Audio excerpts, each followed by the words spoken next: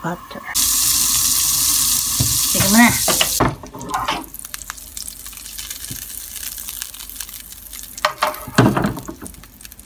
Sorry, hindi pala nakarecord. Nilagay ko na sa bawang. Nuna ko na sa sibuyas. Yan. Tapos, minuto si Mewen. Para hindi magkasunod-sunugan. Yan. Tapos si butter ang ating ginamit.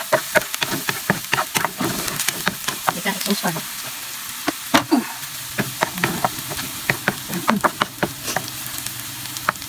So, lagyan natin si sausage.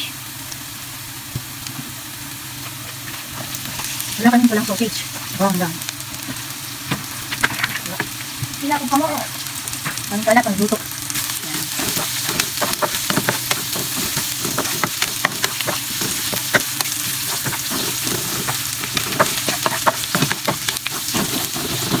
Okay lang ang aking nilagay. 4 na sausage yan. Maliliit lang naman. Ano lang. Wala naman kami sinapis ko.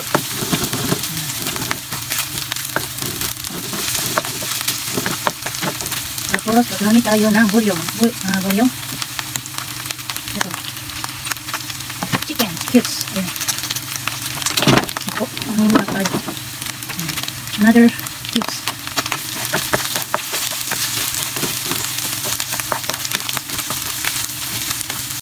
Next, carrots. Konti lang din. Kasi, hindi masyadong marami kasi aapaw. Kaya kung konti lang, hindi rin ako gagamit ng repolyo.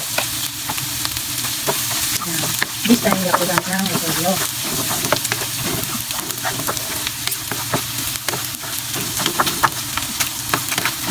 Hindi rin ako gagamit ng chicken. Magastos pa. Kaya tama na yan. Ito ang aking style pa ang magluto. First time itong wala akong ilang garlic. Ito lang, simple lang. Lagyan ko ng konting tubig para lumambot agad si carrots.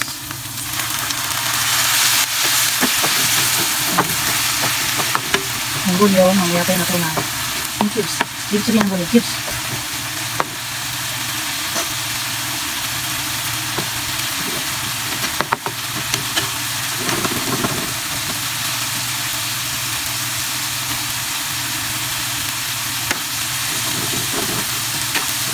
Ang makaroni dito madali lang lumambot. In 3 minutes. Dati 7 to 8 minutes. Ngayon 3 minutes lang. Lalamot agad sa makaroni.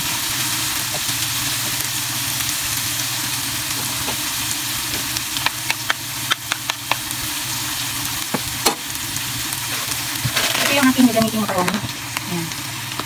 3 minutes. Nakalagay ito. Ayan, nalagay ito. 200 grams.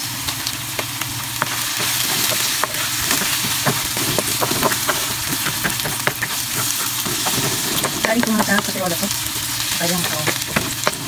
Yan. Salin ko naman sa kasirola. Kasi gagawa na talaga ng sopas.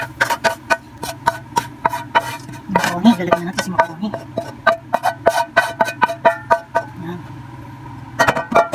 Yan ang pot. Magkakadikid na rin.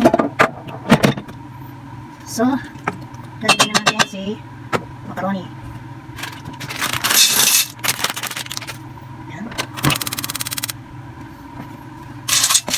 Halagyan muna natin sila.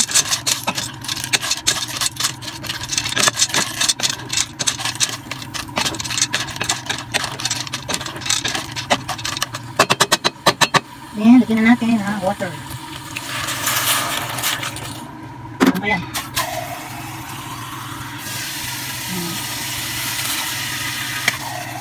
Hanggang sa pulo. Lagyan na natin mga guys. In 3 minutes. Guys, lagyan na natin ang milk. Ang palasa. Ay, butik niya. Ayan.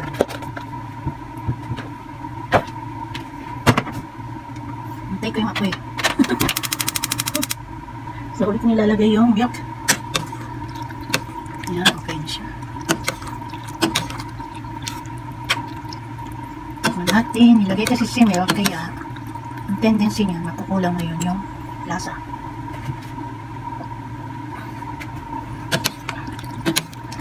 Kulang yung lasa kasi nilagyan ko na siya kanina ng asin saka pepper Inilagyan ko ngayon ng tikman natin. Tsaka lang na lasa nito. Kulang na. Nagtagan na natin habang di pa makulo. Lagyan ko lang siya ng pepper and salt. Lagyan ko na yung kanina ng chicken cubes. Sa pag-isa pa lang. Ayan. Para pag kumulo, sabay sa pagkulo yung pepper and salt. Ayan. And then, finish na the product. Wala siyang repolyo. Hindi ko nilagyan kasi ayaw ng anak ko yun, parang ibang lasa kasi pang may repolyo. May chicken yan, di rin ako naglagay. Kaya cubes na lang nilagay ko. Gusto niya hotdog lang. Ayan. Masyado. Ito naman, yung gatas dito, hindi ito nagkukorta-korta na katulad sa atin. Lagyan siguro ito. Tansya-tansya na lang.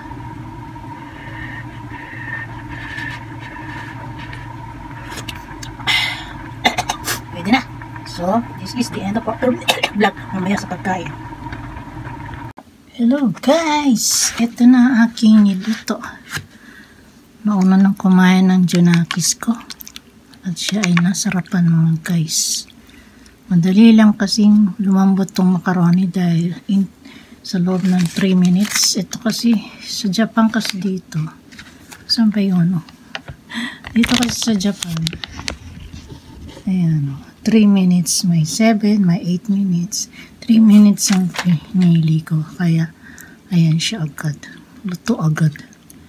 So, tikman natin guys. Muntik na akong mapaso. Hindi ko na maluwa. Ang init guys. Ayan. So, simple lang diba? Carrots lang. Sibuyas at saka garlic and sausage. Wala kaming red sausage. Yun lang. Tsaka gatas. Gatas ng Japan. Yan. So, simple lang siya. Salt and pepper. At gumamit lang ako ng cubes na chicken cubes. Yan. Parang Japan, ay parang Pinas din. Yan. So, this is it guys. Ang sarap niya. Sinobrahan ko sa pepper kasi yun ang gusto ng Junakis ko. Yung more on pepper, paminta. Yun. Ang sarap po guys. Nalalasap. Dahil sa hindi ako gumamit na mantika. Butter lang. Tapos, yun nga, yung gatas ng Japan. Malinamnam talaga yung gatas ng Japan. Sarap-sarap, guys. Kunti na lang nasa kasirola. Lakas kumain yung Junakis ko. Sige po, guys. Thanks for watching. Hope na nag-enjoy kayo sa aking vlog. Huwag po kayo magsasawa para may ma-i-premiere lang. God bless to everyone and love you all. Bye!